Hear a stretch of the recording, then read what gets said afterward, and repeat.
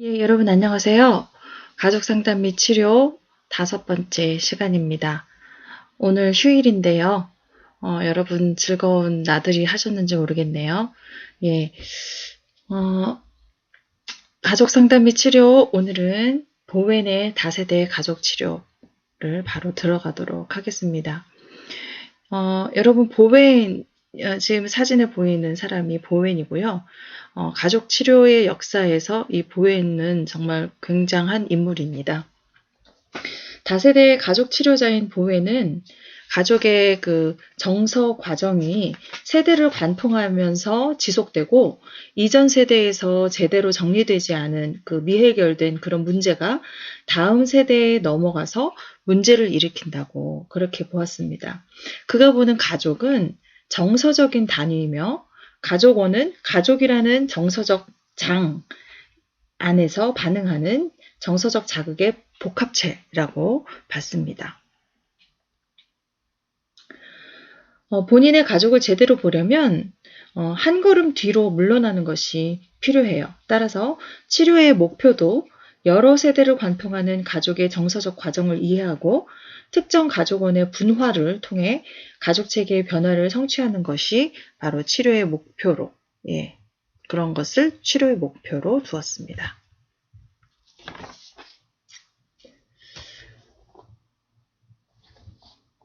보에는 이제 정신분열증 환자와 그 어머니 사이에 강렬하고 병리적인 애착인 모자 공생 현상을 발견하게 됐어요. 보에는 그 정신분열증 환자의 모자 관계에서 강렬한 불안 애착과 불안 격리의 정서적인 긴장이 주기적으로 반복되는 병리적인 애착을 발견하면서 이런 현상을 모자공생이라고 명명했는데, 이 모자공생이란 것은 어머니와 성인 정신분열증 자녀가 서로에 대한 정서적 개입이 지나치게 심한 나머지 별개의 두 사람이 아닌 하나의 존재 또는 하나의 자아로 간주될 정도의 강한 정서 애착을 갖고 있는 상태를 의미합니다. 우리가 지난 시간에 배웠던 이제 고무 울타리의 개념하고 어떻게 보면 비슷한 것 같아요. 고무 울타리가 어떤 거였었나요? 가족이 너무 우리 가족은 하나다 하면서 그것이 좋은 모습이 될 수도 있지만 그것으로 인해서 이제 그 정서적인 어떤 분화가 이루어지지 않기 때문에 그 속에서 나오는 그런 병리적인 현상이 있다고 이제 보에는 그렇게 본 것이죠. 이 공생에 대한 개념은 그 보엔의 그 가족치료 이론을 정립하는 데 있어서 아주 핵심적인 그런 개념이 되었다고 볼 수 있습니다. 정신분열증 환자의 경우 자녀에 대한 어머니의 개입의 정도가 매우 강렬하여서 그 정서적 강도가 자녀의 성인기까지 계속 이어지게 되는 것이죠. 이 매닝거에서 미 국립정신보건연구소로 자리를 옮긴 보엔이 정신분열증 가족에서 어머니뿐 아니라 아버지까지 치료에 포함시키면서 연구의 단위를 넓혀서 가족 내 삼각관계의 개념을 이제 연구하기 시작했습니다. 그래서 그에 져서 임상 현장에서의 가족 치료라는 그 책에 보웬 이론의 주요 개념이 이제 정리가 되었습니다. 다세대 가족에 대한 보웬의 통찰은 가족 치료 역사에 있어서 한 획을 긋는 아주 큰 업적이 되었다고 우리는 볼 수 있습니다. 보웬의 제 제자 중에 게린, 포가티 이런 사람들은 뉴욕에 가족 학습 센터를 설립해서 가족 치료자를 양성했고요. 또 맥 골드릭이나 카터 이런 사람들도 가계도 연구, 그러니까 가족 생활 주기와 가계도 연구로 아주 유명해졌고요.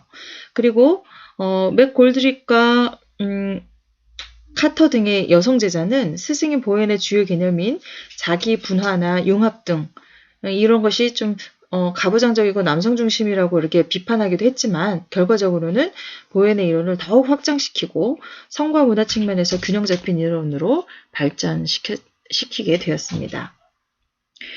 그러면 이 보웬의 가족치료 개념에서 주요 개념들을 우리가 한번 살펴보도록 하겠습니다. 보웬의 가족 이론은 8가지의 상호 연관된 개념으로 구성되어 있어요. 그 중에서 6가지 개념은 핵가족과 확대가족에서 일어나는 정서적 과정에 대한 것이었으며 나머지 2가지는 가족과 사회에서 세대를 통해 일어나는 정서 과정에 관한 것이었어요. 보웬 개념의 이 중심에는요, 우리 삶에 만성불안이 항상 존재한다는 가정이 깔려 있어요. 만성불안은 문화나 상황에 따라 다르게 나타날 수 있지만 자연계의 필연적 부분인 생물학적인 현상이다. 이렇게 보게 된 것이죠. 보웬은 만성불안의 감소는 오직 분화를 통해서만 가능하다. 이렇게 보았습니다. 여러분이 지금 PPT에서 보는 그림처럼 두 사람 간의 그 관계의 융합 정도와 만성 불안을 보여준다는 이 표가 보여준다고 볼 수 있는데요. 관계 A는 어떤가요? 교집합처럼 너무나 강한 연합성을 보이고 있죠. 이런 것을 아주 매우 높은 수준의 만성 불안으로 봤고 이것이 분화가 되지 않은 미분화 상태라고 이제 볼 수 있습니다. 그리고 관계 B와 관계 C를 보면 약간 중간 정도? 점점 이렇게 분화되어 가는 과정이 보이시죠? 그래서 점진적인 분화 상태를 보여준다고 볼 수 있고요. 관계 D는 어떻게 되었나요? 완전히 분화되었죠. 그래서 이것은 완전한 분화로 이런 경우에는 만성 불안을 발생시키지 않는다는 것이죠. 그러면은 여러분, 급성 불안하고 만성 불안은 어떤 것일까요? 여러분이 깊은 산속에서 집중호우를 만났다거나 건물에 화재가 났다면 어떻겠습니까? 이런 상황에서 나타나는 맥박과 혈압 상승을 동반하는 생리적 반응은 누구에게나 다 당연한 것이에요. 이렇게 자율신경체계의 변화는 유기체의 생존을 위한 중요한 적응 기능이라고 할 수 있습니다. 따라서 실제 위협에 따른 이런 급성 불안은 단기적으로 경험되는 것이고 개인의 적응을 위해서는 어떻게 보면 순기능적이라고 볼 수 있어요. 그러나 이러한 실제적인 위협이 없는데도 거부나 유기의 불안을 느끼는 것은 개인의 적응 능력을 위축시킬 수 있기 때문에 역기능적이라고 할 수 있습니다. 만성 불안은 가족원 간에도 전염되는 특징이 있어요. 그래서 가르치거나 사고할 필요도 없이 자동적으로 전달되고 흡수된다고 볼 수 있습니다. 만성불안은 일반적으로 가족 내에서 학습되고 핵가족 내의 평균치 불안을 개인의 만성불안인 기저선으로 발전시키게 됩니다. 그래서 핵가족 단위의 만성불안의 평균 수준은 개인과 가족의 기본 분화 수준과 관련이 있다고 볼 수 있어요. 어떤 사람의 만성불안의 수준은 현재의 소득이나 가족관계와 같은 현재의 상황보다 그 사람의 성장기에 학습되어서 그 사람의 전 생애를 통해 지니게 된다고 볼 수 있습니다. 그러면 주요 개념 중에 첫 번째로 자기 분화의 개념을 우리가 한번 살펴보도록 할게요.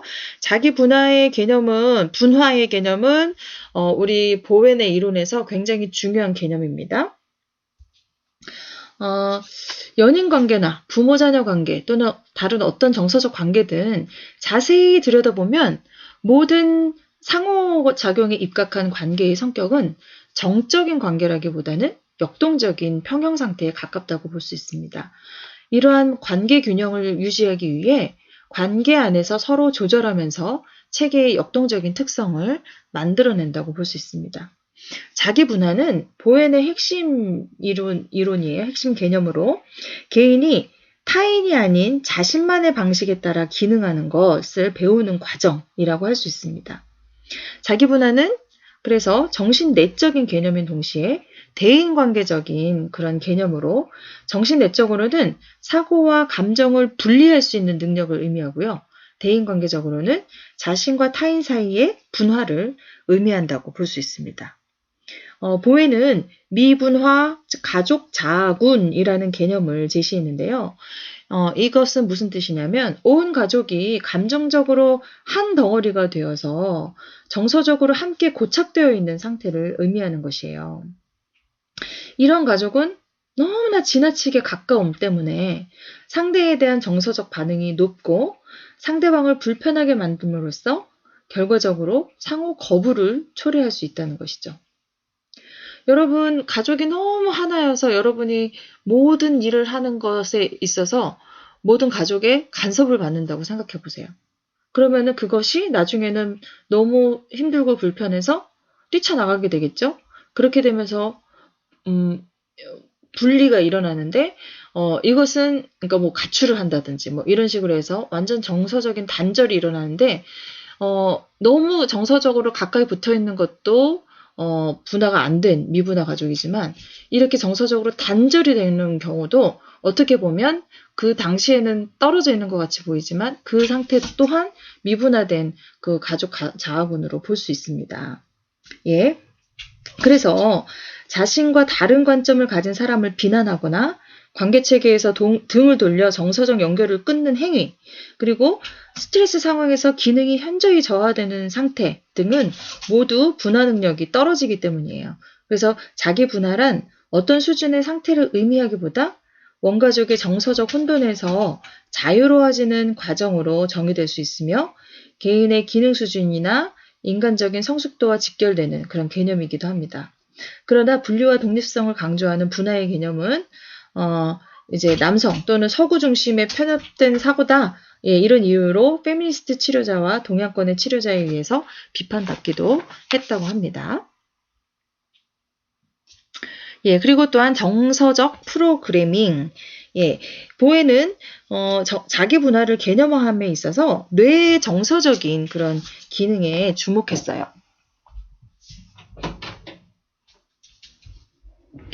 보엔과 커는 세 가지 뇌 기능이 정서적 프로그래밍에 관여한다고 봤어요. 첫째, 사고와 이성, 그리고 반영을 가능하게 하는 지적 체계는 뇌의 바깥쪽 기능이에요. 그래서 충동, 즉 자동 반응성에 대한 의식적 통제 기능을 하고요.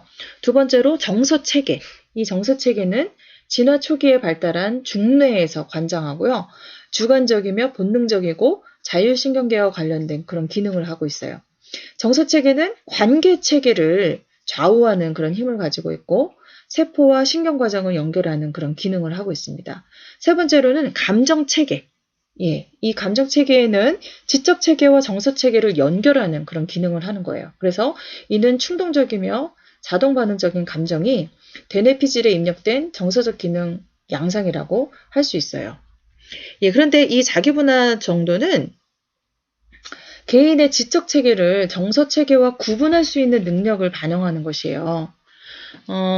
정신 내적으로 분화 수준이 낮은 사람은 주관적인 감정에서 객관적인 사고를 분리하기가 어렵겠죠. 그래서 감정에 따라 맹목적으로 추정하거나 분노에 의해 뭐 배척하거나 예, 이런 경우가 분화 수준이 낮은 사람이라고 볼 수 있어요. 그러나 분화 수준이 높은 사람은 어떨까요? 사고와 감정이 균형을 이루죠. 그래서 예민한 정서를 갖더라도 감정적인 충동을 참을 수 있는 그런 자제력과 객관성을 가진다는 것이에요. 그래서 대인관계에서 어떨까요? 분화 수준이 낮은 사람은 자주적 정체감이 적죠. 그래서 타인과 쉽게 융합되며 자신과 타인을 분리하지 못하죠. 예, 이런 사람은 자기의 그 자주적 정체감이 적다 보니까 남의 비위를 맞춰준다고 해야 될까요? 쉽게 융합하는 것처럼 보이지만 자신의 그런 주장을 하지 못하고 또 그 타인의 말에 전적으로 순종하고 예, 타인과 자신을 예, 분리하지 못하는 경우. 예, 그래서 이런 사람들은 권위적인 인물의 지시나 가족의 의견에 긍정적이든 부정적이든 감정적으로 반응하게 되고 자신의 독자적인 신념보다 남에게 들은 것을 예, 되뇌게 되는 것이죠. 그래서 우리 일명 귀가 얇은 사람, 예, 이런 사람들도 분화 수준이 어떻게 보면 좀 낮다고 볼 수 있어요. 반면에 분화 수준이 높은 사람은 타인과 차별되는 자신만의 분명한 입장을 가지고 자신의 신념에 따라서 행동한다는 것이에요. 그래서 타인과 친밀한 접촉을 유지하면서도 타인과 융합되지는 않는다는 것이에요. 예, 무슨 얘기인지 아시겠죠? 예. 그래서 또 분화 수준에 대한 개념을 우리가 한번 보면 개인의 분화 수준은 기본 분화 수준하고 기능 분화 수준으로 이렇게 나뉘어집니다. 기본 분화는 무엇이냐면 원가족의 분화 수준, 원가족, 즉 다세대 정서 과정에 의해 결정되는 분화 수준이에요. 이 기본 분화 수준은 개인의 노력과는 무관하죠. 원가족, 그러니까 나의 원래 가족 있잖아요. 저도 지금 결혼해서 저의 딸이 있어요. 지금 이게 현재 가족이죠. 그런데 제가 태어난 가정이 있어요. 저의 친정 엄마, 아빠가 계시잖아요. 그리고 형제들이 있죠. 그게 바로 이제 원가족입니다. 그래서 원가족과의 정서적인 그런 분리 수준에 의해서 결정된다고 볼 수 있어요. 근데 반면 기능 분화는 현재 맺고 있는 관계 과정에 의존하는 그런 기능이라서 개인이 원가족에서 물려받은 기본 분화 수준보다 높게 나타날 수도 있고 낮게 기능할 수도 있다는 것이에요. 자, 예를 들어서 기본 분화 수준이 좀 비슷하게 부부들은 만나는 경향이 있어요. 그래서 기본 분화 수준이 동일하게 35 정도의 수준인 남성과 여성이 둘이 만나서 결혼을 했어요. 그러면 이들의 기본 분화 수준은 같을지라도 결혼 생활을 하면서 결혼 관계 과정에서 기능 분화가 교환될 수 있다는 것이에요. 즉 남편의 기능 분화 수준은 25로 저하되고 아내는 45로 높아질 수도 있어요. 자, 이러한 교환 과정은 관계의 불안을 경감시키려는 그런 의도와 관련이 있다는 것이에요. 이런 경우 부부 체계의 기본 분화의 평균 수준은 여전히 35로 동일하지만 관계 속의 개인의 기능 분화 수준에는 차이가 있게 되는 거죠. 남편은 결혼 생활을 통해서 기능 분화가 낮아지고 부인은 기능 분화가 좀 높아지는 그런 차이가 생길 수 있다는 것이에요. 그래서 이 보회는 심리적 도구가 아닌 이론적인 의미에서 자기 분화 척도를 제안했어요. 그래서 이 분화 수준이 어떤가 이제 한번 여러분의 책 138페이지에 보면 표가 나와 있습니다. 그래서 분화의 정도가 높을수록 어떨까요? 타인과의 정서적 융합은 적어요. 그리고 자아감이 확실하고 분명한 신념을 갖는다고 우리는 볼 수 있겠죠. 자, 그래서 우리 이 표에 보면 0에서부터 25는 자아 분화 수준이 척도가 낮은 거죠. 자, 이런 사람들의 특징은 어떨까요? 척도의 가장 낮은 수준인 0에서 25까지는 자, 여러분의 한 분화 수준이 어느 정도쯤 되는지 한번 보세요.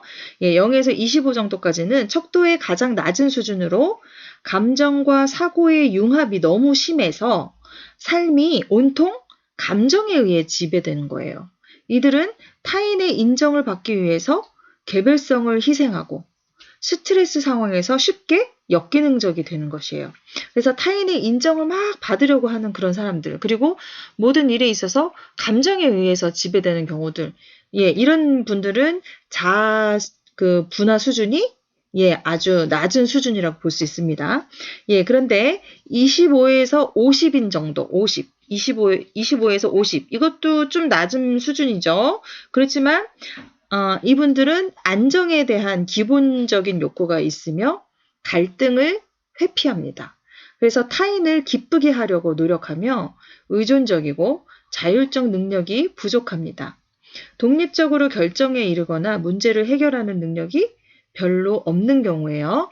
자, 이런 경우는 여러분 싸우기 싫어하고 그러면서 타인을 기쁘게 하기 위해서 자기를 희생하면서까지 타인을 기쁘게 하고 타인에게 의존적이고 이런 분들이 있으시죠. 이런 분들은 자아 분화 수준이 아주 높은 건 아닌 거죠. 25에서 한 50 정도의 수준이라고 볼 수 있어요. 그래서 독립적으로 결정하거나 문제 해결하는 능력이 별로 없는 경우예요. 그래서 여러분 왜 우리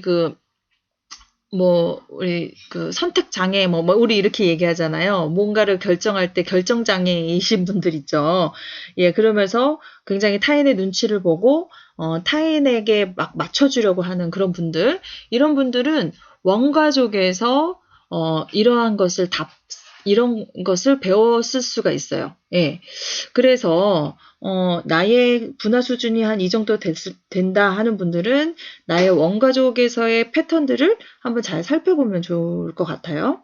예, 그리고 50에서 75 정도면 50 이상이기 때문에 그래도 좀 자아 분화 수준이 좀 높은 편이라고 볼 수 있겠죠. 그래서 분명한 신념을 가지고 있음에도 타인의 선택에 대해 좀 의식하는 그런 경향이 있다는 것이죠. 의사결정을 내려야 할 때 의미 있는 타인, 뭐 부모라든지, 예, 이렇게 자기한테 의미 있는 타인의 인정을 받을 수 있는지 의식하는 편이나 스트레스 상황에서도 기능을 잘 잃지 않으며 역기능적이 되어도 금방 회복할 수 있는 그런 정도의 수준, 예, 그것이 바로 한 50에서 75 정도쯤인 것 같고요. 저도 저를 한번 봤을 때는 저도 한 이 정도쯤이 되는 것 같아요.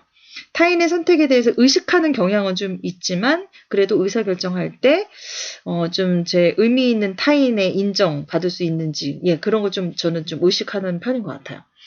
예, 그러면 75에서 100, 예, 이거는 굉장히 높죠. 75에서 100. 명확한 가치와 신념을 가지고 목표지향적이에요. 융통성이 있고 안정적이며 자율적입니다. 갈등과 스트레스에 대해 인내심이 있고 강한 자아감을 갖습니다. 예, 그래서 이렇게 높은 수준의 자아 분할을 가지신 분들은 그렇게 많지는 않지 않을까. 예, 저는 좀 그런 생각이 듭니다. 예, 또 우리 그 보웬의 주요 개념 중에서 정말 중요한 개념이 바로 이 삼각관계입니다. 아주 핵심 개념이에요. 예, 가족 내에 불안과 긴장을 해소하기 위해서 만들어지는 3인 체계의 정서적 역동을 의미하는 것이에요. 이 삼각관계에서 가장 주요한 영향을 미치는 것은 바로 불안, 만성 불안이에요. 만일 2인 관계가 평온하면 오랫동안 안정적 상태를 유지할 수 있지만 2인 관계가 불안정해지면서 불안이 증가하면 긴장을 해소하는 방법으로 삼각관계가 이루어진다. 예, 자, 이게 무슨 말이냐. 쉽게 얘기 한번 해볼게요. 자, 부부관계, 2인 관계인 부부관계가 있어요. 이 부부관계가 뭐 처음에는 당연히 이제 뭐 좋았겠죠. 그런데 이제 이 두 부부관계가 불안정해질 수가 있어요. 예, 불안정해지면서 뭐 남편은 밖으로 돌고 뭐 아내는 점점 이제 갱년기가 오고 막 이러면서 불안정한 관계가 될 수 있겠죠. 이럴 때 삼각관계를 이룬다는 거예요. 자, 삼각관계는 어떻게 이루느냐? 두 부부 사이의 긴장, 그러니까 불안이 증가하면 그 긴장을 해소하는 방법으로 대부분 많이 사용하는 분들이 뭐냐면 이제 엄마가 자식을 자기 편으로 만드는 거죠. 예, 엄마가 자기 자녀를 자신의 편으로 만든다. 이게 바로 이제 삼각관계예요. 쉽게 얘기하면 이게 바로 삼각관계입니다. 근데 이 스트레스는 불안을 야기하고 불안은 전염성이 있기 때문에 삼각관계가 더욱 활발해지는 거예요. 여러분 다리가 2개뿐인 의자가 있다고 한번 상상을 해보세요. 그런 의자가 바로 설 수 있도록 균형을 잡는 거는 아주 어려운 일이죠. 그렇지만 다리 1개를 더 받쳐주면 삼각다리가 돼서 예, 안정적인 그런 의자가 될 수 있죠. 이와 같이 불안정한 2인 관계에서 제3자의 개입을 시켜서 삼각관계를 통해서 두 사람 사이에 확산되어져 있는 불안을 감소시켜주는 것이 바로 이 삼각관계라고 볼 수 있어요. 예를 들어본 것이 있네요. 남편과 아내 간의 애착의 욕구와 개별화의 욕구의 균형이 다를 때 예, 이것을 맞추려는 시도로 삼각관계가 발생할 수 있다는 것이에요. 자, 아내는 사랑받고자 하는 욕구가 강해요. 그리고 독립적인 생활을 원하는 남편이 있어요. 자, 사랑받고자 하는 욕구가 강한 아내는 어떨까요? 남편에게 좀 집착하고, 남편이 빨리 집에 들어와 주기를 바라고, 막 이러겠죠. 그런데 독립적인 생활을 원하는 남편은 아내가 그렇게 하는 것이 굉장한 간섭으로 느껴지겠죠. 예, 그러면은 둘 사이에는 엄청난 긴장이 있을 수 있죠. 이러한 긴장이 어느 지점에 도달하면 아내는 특정 자녀와 강한 애착 관계를 맺어서 결혼 관계의 긴장을 감소시킬 수 있어요. 어떤 얘기인지 아시겠어요? 그러니까 관심이 한마디로 자녀에게 강한 애착 관계로 가는 거예요. 자, 이렇게 형성된 남편, 아내, 자녀 간의 이 삼각관계는 이인 관계보다 더 안정되고 융통성이 있고 스트레스에 더 강한 관계가 될 수는 있어요. 예, 그렇지만 결과적으로는 이인 관계의 갈등은 편해질 수는 있을 수도 있지만 이것이 나중에 이제 자녀가 뭐 문제가 있다든지, 예, 이렇게, 이제 가족의 그 어떤 증상, 문제, 이런 것들이 나타날 수가 있다는 것이에요. 자, 그래서, 일반적으로 가족의 융합 정도가 높을수록 너무 밀착되어 있는 관계 있잖아요. 융합 정도가 높을수록, 즉 가족 간의 분화의 정도가 낮은 거죠. 예, 분화의 정도가 낮을수록 삼각관계를 만들려는 노력이 더욱 강렬하게 나타난다는 것이에요. 반면에 가족 간의 분화 수준이 높을수록 삼각관계를 만들지 않고, 그렇게 만들지 않고도 긴장을 다루고 불안을 관리할 수 있다는 것이에요. 자, 예를 들어서 형제가 싸울 때 엄마가 화를 내지 않고 어느 편도 들지 않으면서 양쪽 자녀 모두에게 공정한 태도로 이야기를 나눌 수 있다면 형제의 고조된 감정은 차차 가라앉을 것이죠. 그런데 가족 내 그 삼각관계의 가능성은 가족 간의 미분화에 의해 높아지는 것이고, 문제를 풀기 위해서 삼각관계에 의존하는 것은 특정 가족 간의 미분화를 지속시킬 수 있다는 것이에요. 삼각관계는 사람뿐이 아니라 사물이나 어떤 그런 쟁점, 이런 것이 개입돼서 형성될 수 있는데, 이제 요즘에 현대 가족을 한번 보면, 예전에는 부부 사이에 긴장과 갈등이 있을 때 삼각관계로 자녀와 이렇게 삼각관계를 맺는 경우가 많이 있었지만, 현대 가족에서 개입되는 제3자는 텔레비전이나 애완용 동물이기가 쉬워요. 예, 한 가족원이 텔레비전이나 애완용 동물에 몰두할수록 다른 가족원은 그것에서 소원해지겠죠. 예, 그래서 한부모 가족의 여기 141페이지의 표를 보면 한 부모 가족 이제 이혼이 됐든 사별이 됐든, 여기 보면 이제 사별이네요. 이렇게 해서 한부모 가정의 아들, IP라고 써 있는 게 이제 아들이에요. 선이 두 개가 있죠. 이런 것을 우리가 보통 이제 IP 내담자를 보는데요. 이 IP가 지금 강아지와 어떤 관계인가요? 완전히 밀착된 관계죠. 예, 그래서 한부모 가정이라서 이제 부모가 아무래도 일하느라고 바쁘게 되니까 누구랑 있나요? 외조모, 그러니까 외할아버지, 외할머니 이렇게 있는데, 외할머니가 이제 아무래도 이렇게 좀 키우는 입장이다 보면 뭐랄까 이렇게 관심을 이렇게 많이 주지는 않는 그런 상태가 될 수 있는데, 예, 그래서 이 IP 이 내담자는 애완견과의 관계를 더 막 집착하는 것이고, 예, 이렇게 됐을 때 외조모와 이 IP와 애완견 간의 삼각관계를 보여주는 것이라고 볼 수 있습니다. 예, 그리고 핵가족 정서체계라는 이제 주요 개념을 한번 보면, 보에는 사람들이 무의식적으로 자신과 비슷한 분화 수준을 가진 상대를 배우자로 선택한다는 것이에요.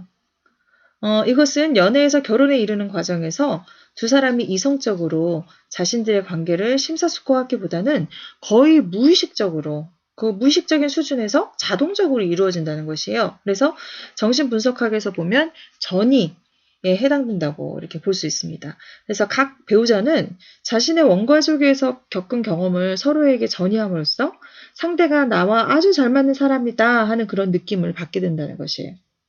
핵가족의 정서적 분위기는 부모의 분화 수준에 의해서 결정된다고 볼 수 있습니다.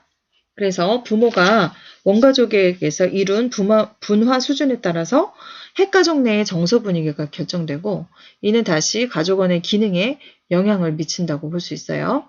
그래서 분화 수준이 각각 50인 남녀가 결혼했다면 자녀의 분화 수준은 부모의 평균 분화 수준 50보다 다소 낮거나 높거나 이렇게 할 수 있지만 극단적으로 높거나 낮은 수준이 될 수는 없다는 것이에요. 왜냐하면 핵가족 정서체계는 세대를 통해서 아주 천천히 변화되기 때문이에요. 예, 이 핵가족 정서체계는요, 다세대적 개념이라고 볼 수 있습니다. 그래서 개인이 원가족으로부터 학습된 방식으로 타인과 관계를 맺게 되며 결혼 선택을 통해서 가족의 정서적인 장을 다세대에 걸쳐 반복한다는 것이에요. 따라서 현재의 문제를 해소하는 방법은 어떤 것일까요?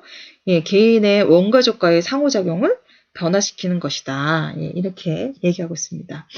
부부의 분화 수준이 높을수록 정서적인 융합은 어떨까요? 적게 되겠죠? 예, 부부관계 내에서 신뢰와 성실, 상호존중 등의 요인에 의해서 분화가 더욱 강화되죠. 반면에 분화 수준이 낮은 그런 남녀가 결혼했어요.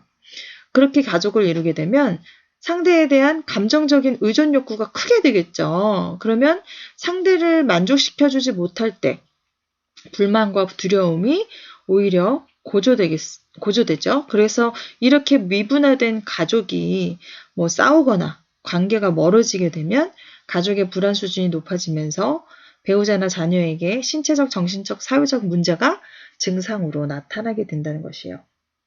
일반적으로 핵가족 융합의 결과로서 세 가지 유형의 증상이 나타나는데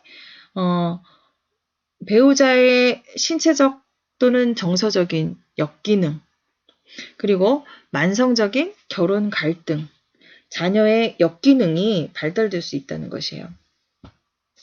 핵가족 융합이 심한 경우 가족의 내부 또는 외부 스트레스 상황은 가족의 불안을 급격히 상승시켜서 서로에 대한 정서적 반응을 격렬하게 만들고 임상적인 역기능을 발전시킨다고 볼 수 있습니다.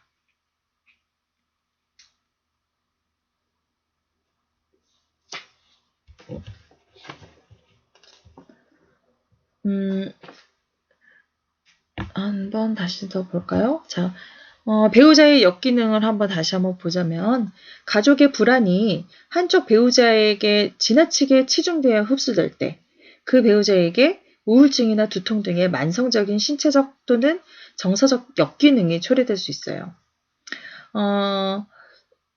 일반적으로 한쪽 배우자가 결혼 생활 내내 생명에 위협이 되는 정도는 아니더라도 매우 잦은 증상, 만성 편두통이라든지 이런 것을 일으키고 증상이 없는 배우자는 후에 심각한 증상을 나타내는 경우가 많아요. 이는 부부가 불안을 해소하기 위해서 서로 억지로 관계에 적응하려고 하기 때문에 신체화 증상으로 이렇게 나타나게 되는 것이죠. 부부가 관계 초기에는 아무런 문제가 없을 수 있어요. 그러나 시간이 경과하면서 스트레스가 없죠. 그래서 관계 내부 또는 외부에 스트레스가 발생하면 두 사람의 관계가 격렬해지면서 임상적 역기능이 나타날 수 있어요. 그래서 남편의 사업 실패와 알코올 문제로 위기에 처한 그런 부부가 있다고 한번 해봅시다. 아내는 생계를 위해서 일자리를 구하고 술 문제를 가진 남편을 돌보는 역할까지 떠맡게 되겠죠. 자, 이런 경우에 표면적으로는 남편은 과소기능, 아내는 과잉기능을 하고 있게 되겠죠. 부부의 분화 수준은 다르게 평가될 수 있지만 부부의 관계 과정을 추적해보면 남편과 아내는 유사한 분화 수준을 갖고 있는 경우가 많다는 것이에요. 예, 두 번째로는 만성적 결혼 갈등 증상이 나타나죠. 이 만성적 결혼 갈등은 가족의 불안이 남편과 아내에 의해 흡수되는 경우에 부부 간의 정서적 거리와 과잉 애착이 반복적으로 일어나는 역기능 유형이에요. 이런 유형의 부부관계는 어떠냐? 만성적인 긴장과 파괴적인 다툼, 서로에 대한 부정적 태도의 특징을 갖지만 가끔은 열정적인 친밀감으로 갈등이 정리되기도 하는 청룡열차, 롤러코스터와 같은 그런 관계를 지속한다는 것이에요. 부부 갈등은요, 중독적인 성격을 가지고 있어요. 신랄하지만 때로는 친숙하기도 하죠. 그래서 우리가 부부 싸움, 칼로 물베기다, 이렇게 얘기하잖아요. 부부 모두 다투기를 원하지는 않지만 그 대안을 알지 못하는 것이에요. 주로 계속 반복해서 싸우는 문제가 어떤 것들인가요? 돈 문제, 자녀 문제, 성 문제에 관한 그 부부간의 의견 차이가 갈등의 원인이다 이렇게 생각하지만 오히려 이러한 문제가 생겼을 때 가족원에게 내재된 감정적인 미성숙이 더 문제라는 것이에요. 이렇게 갈등이 많은 결혼의 특징은 각 배우자가 상대가 견딜 수 있는 것보다 더 많은 의존을 하려 하거나 상대가 너무 많은 지배성을 가지고 있다고 느낄 때, 그럴 때 발생하게 됩니다. 자, 세 번째로 자녀의 역기능. 예, 이 자녀의 역기능은 가족 불안이 특정 자녀의 손상된 기능으로 흡수되어서 발생하는 그런 유형이에요. 자녀에게 나타날 수 있는 심리적, 사회적 역기능으로는 가출 및 비행, 학습 문제, 왕따, 정서장애 등 매우 다양한 증상이 있을 수 있습니다. 자녀의 역기능이 발생하면 부모의 주의가 어떤 걸로 옮겨지나요? 부부 사이보다 먼저 문제를 가진 자녀에게 쏠리게 되죠. 그래서 부모는 자신들의 미분화를 무시하거나 부인하고 자녀의 문제에 이제 관심이 쏠리게 되는 거죠. 가족 내 불안이 높을수록 자녀의 분화 수준이 어떻게 될까요? 낮게 되겠죠. 그쵸? 자녀의 분화 수준이 또 낮을수록 핵가족의 자녀에게 나타나는 정서적, 신체적, 사회적 증상의 역기능, 임상적 역기능의 위험성은 아주 크다고 볼 수 있습니다. 이런 투사가 집중적으로 이루어진 특정 자녀의 분화가 낮을수록 그 자녀는 가장 상처받기 쉬워요. 종종 자녀의 역기능은 아이가 성장하는 동안 나타날 수 있지만 자녀가 집을 떠난 후에 생길 수도 있습니다. 이 분화는 정서 기능의 패턴에 의한 한 세대에서 다음 세대로 전달돼요. 부모가 자녀의 기능에 과잉 초점을 둘수록 오히려 자녀의 분화 수준을 낮추게 된다는 것입니다. 그래서 부모가 자녀에게 분화를 가르치는 것은 자녀의 분화 촉진에 도움이 되지 않아요. 그렇지만 미분화되어 있는 부모가 자기 스스로 분화 수준을 높이는데 부모가 먼저 주력하게 되면 그것이 오히려 자녀의 분화 촉진에 도움이 된다고 볼 수 있습니다. 또 주요 개념으로 가족 투사 과정이 있어요. 동일한 가족 내에서 부모는 각 자녀에게 같은 방식으로 대하나요? 아니죠. 같은 가족 안에서도 첫째 자녀와 둘째 자녀가 느끼는 가족 환경은 매우 이질적일 수 있어요. 어떤 자녀는 부모보다 높은 분화 수준을 성취할 수 있고 어떤 자녀는 낮은 수준을 가질 수 있어요. 부모의 미숙함에 많이 노출되는 자녀일수록 다른 자녀보다 융합의 정도가 높고 가족 내 정서적 스트레스에 더 취약하게 되고 결과적으로 다른 형제에 비해서 이성보다 감정에 의해 지배되는 삶을 살기가 쉽습니다. 미성숙한 부모는 가족 체계나 부부 체계를 안정시키기 위해서 무의식적으로 자녀 중에 가장 유아적이고 취약한 자녀를 투사 대상으로 선택한다는 것이에요. 우리가 이것을 일명 희생양이라고 볼 수 있어요. 보혜는 이것을 가족 투사 과정이라고 명명하고 어머니, 아버지, 자녀의 삼각관계 안에서 투사 과정이 작동한다고 이렇게 얘기했어요. 예를 들어서 어머니의 불안에 자녀가 반응하는 거예요. 자녀의 문제에 어머니는 과잉 지각하고 그래서 아버지는 수동적으로 아내의 불안에 대처하는 이런 집안이 있다고 볼게요. 그러면 가족의 융합이 클수록 투사 과정에 많이 의존하게 되고 자녀의 정서적 손상이 커질 수 있다는 것이에요. 투사가 심할수록 종종 2명 이상의 자녀가 투사 대상이 되기도 하고요. 가족 투사 과정의 강도는 부모의 미숙함과 가족이 겪는 스트레스와 불안의 정도에 의해서 결정된다고 볼 수 있습니다. 또한 정서적인 단절이라는 개념이 있어요. 원가족으로부터 정서적인 단절은 투사 과정에 많이 개입된 자녀에게 주로 일어나는 그런 현상이에요. 아까 얘기했죠. 그런 갈등하는 그런 부부나 가족 안에서 가장 미성숙한 유아적이고 취약한 그런 자녀를 투사의 대상으로 만든다는 것이에요. 자, 그러면은 그 투사 과정에서 이렇게 가장 많이 개입된 자녀에게 주로 일어나는 현상이 무엇이냐? 바로 정서적인 단절이라는 것이에요. 원가족을 접촉함으로써 생기는 불안을 줄이기 위해 부모의 집에서 먼 지역으로 이주하거나 부모와 말을 하지 않는 등, 그러니까 관계를 꽉 끊어버리는 거죠. 그렇게 부모와의 접촉을 끊어버리는 그런 행위를 의미하는 것이에요. 자녀는 이런 행동을 통해서 가족과 연결된 끈에서 해방되었다고 처음엔 그렇게 느끼지만 사실은 이러한 경우도 부모와의 미해결된 융합에 대한 과장된 독립성의 표현일 뿐이라는 것이죠. 정서적 단절을 하는 개인은 오히려 원가족과의 미해결된 갈등을 부인하는 그런 경향성을 갖는다고 볼 수 있어요. 이 정서적인 단절은 서로 정서적 의존성과 불안이 높은 그런 가족에게서 빈번하게 발생합니다. 높은 융합과 불안은 강한 가족 결속력을 요구하나 이것이 견딜 수 없는 수준에 도달하면 정서적 단절이 발생하게 된다는 것이에요. 그런데 이 정서적 단절 또한 세대 간 전수 가능성이 있다는 것이에요.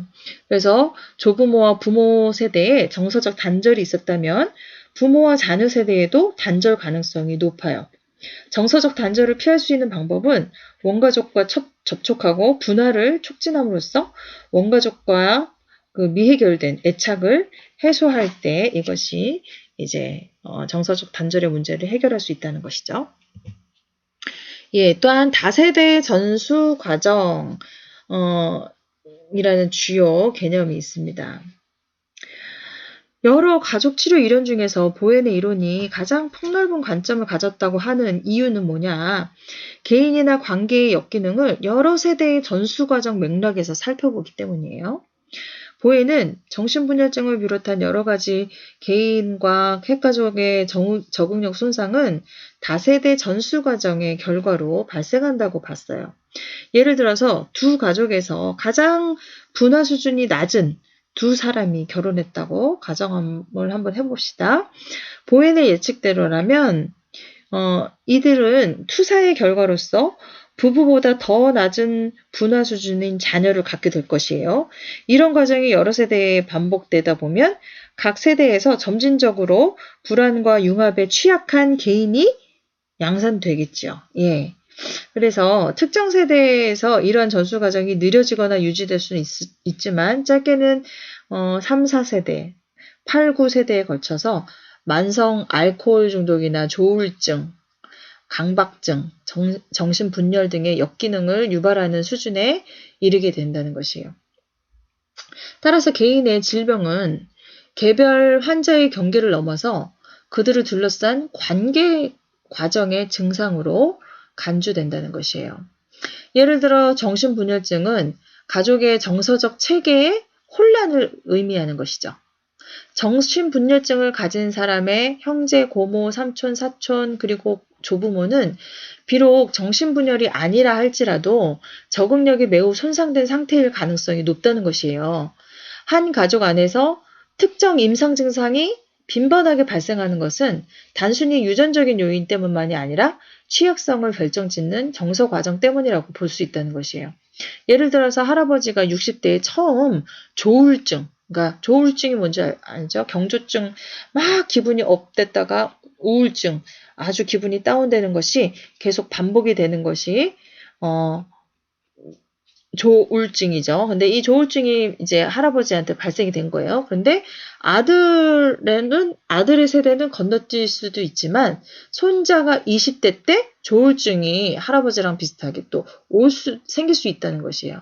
이는 증상이 한 세대 이상을 건너뛸 수는 있지만 다세대 전수 과정은 절대 건너뛰지 않음을 의미하는 것이에요. 즉, 한 세대의 기본 분화 수준은 이전 세대의 기본 분화 수준과 크게 다르지 않다는 것이에요. 그래서 여러분 실제적으로 이 가계도를 하다 보면은요, 정말 특정한 것들이 계속 이어져 오는 것을 우리가 볼 수가 있어요. 아까 지금 얘기한 것처럼 정신분열, 이런 것들도 이어져 오고 조울증, 우울증이 있었다면 그 윗세대, 할아버지 할머니 세대, 그 세대에 있었던 분이 반드시 있어요. 그리고 알코올 중독인 가정 같은 경우에도 지금 우리 내 세대에는 알코올 중독이 있지 않다 하더라도 아래에서도 올 수 있고 위에도 아마 분명히 어느 가족 중에는 있을 수 있었다는 것이에요. 아마 거의 대부분 이런 것들이 다세대에 전수되어져 온다는 것을 우리가 가계도를 하면 더욱더 잘 알 수 있습니다. 그리고 이러한 정신적인 것, 뭐 이런 중독의 문제 이런 거 말고도요. 또 성격적인 면도 다세대에 전수되어지는 것들도 많이 있고요. 뭐 이런 질병이라든지 뭐 이런 여러 가지 것들이 그 다세대 전수되어져 오는 것을 우리가 알 수 있습니다. 다세대 전수 과정에서 증상의 유형과 정도는 많은 정서적인 변인에 의해서 영향을 받아요. 예를 들어서 한 세대에서 발생하는 심각한 외부 스트레스나 불안은 분화 수준과 상호작용해서 역기능 발생을 촉진한다는 것이에요. 네. 부부의 그 평균적인 분화 수준은요, 원가족의 기본 분화 수준과 큰 차이가 없다는 것이에요. 그러니까 원가족에서 분화가 제대로 되어 있지 않으면 내가 핵가족, 지금 현재 가족에서도 마찬가지 분화가 잘 이루어지지 않는 경우가 많고 그것은 그 자녀 때에 이르러서 뭐 더 높을 수도 있지만 대부분은 더 높은 수준이 아니라 뭐 비슷하거나 낮은 수준일 경우가 상당히 많이 있다는 것입니다. 지금, 가계도를 봤을 때도, 기능장애, 즉, 여기 보면 알코올 남용, 약물 알코올 남용, 이런 기능장애가 어떤가요? 아버지가 지금 실직하면서, 알코올 남용이 있는데, 그 바로 큰 형도 그것이 있고, 아버지에게도 알코올 남용이 있고 그 아버지의 또 아버지도 지금 알코올 남용이 있죠. 그리고 부부는 비슷한 수준, 분화 수준의 사람을 만나기 때문에요. 무의식적으로 그렇게 된다는 것이에요. 그래서 그렇게 해서 결혼을 했기 때문에 보니까 이 알코올 남용이 이 시댁 쪽, 그러니까 아빠 쪽만 있는 것이 아니라 어떤가요? 부인 쪽에 여자 쪽에 아버지도 보니까 알코올 남용이었고 그 다음에 엄마의 아버지 도 윗대에 있어서 알코올 남용이 계속해서 있었다는 것을 우리가 볼 수 있다는 것이에요. 그러면 형제자매 위치는 어떨까요? 이 개념은요. 토먼이라는 사람이 출생 순위와 성격 관계에 대한 연구를 바탕으로 보엔이 핵가족 정서 과정에서의 형제자매 위치의 영향을 개념화한 것이라고 볼 수 있어요. 이 개념은. 그래서 보엔은 출생 순위 또는 형제자매의 위치가 가족의 정서체계 안에서 특정한 역할과 기능을 한다 이렇게 보고 있습니다. 배우자의 상호작용 역시 그들의 원가족에서 형제 위치와 관련이 있다고 봤어요. 예를 들어서 막내와 결혼한 장자와 장녀는 결혼관계에서 좀 더 책임감 있고 의사결정의 권한을 갖는 그런 경향이 있죠. 그런데 장남과 장녀의 결혼은 둘 다 책임감 있는 자리에 익숙한 나머지 둘 사이는 오히려 갈등을 겪을 수 있다는 것이에요. 그렇지만 형제자매의 위치가 반드시 출생순위와 일치하는 개념은 아니에요. 왜냐하면 막내와 같은 역할을 하는 장녀도 있고 장자의 역할을 하는 차남도 있고 그렇기 때문이에요. 즉 미래의 행동을 형성하는 것은 실제 출생순위보다 가족 내의 기능적 위치에 의존한다고 보는 것이 적절하다고 볼 수 있습니다. 또한 사회적 정서 과정 개인과 가족에 대한 정서 과정 개념을 사회적 정서 과정으로 확장했어요. 보에는. 그에 따르면 사회도 가족과 마찬가지로 연합성과 개별성의 반대적 힘의 균형에 영향을 받는다는 것이에요. 그래서 사회가 전쟁이나 인구 증가, 성차별 등과 같은 만성적 스트레스 상황에 처할수록 사회의 불안은 커지고 그 결과 결속에 대한 압력이 강해지며 분화 수준은 감소된다. 이렇게 볼 수 있습니다.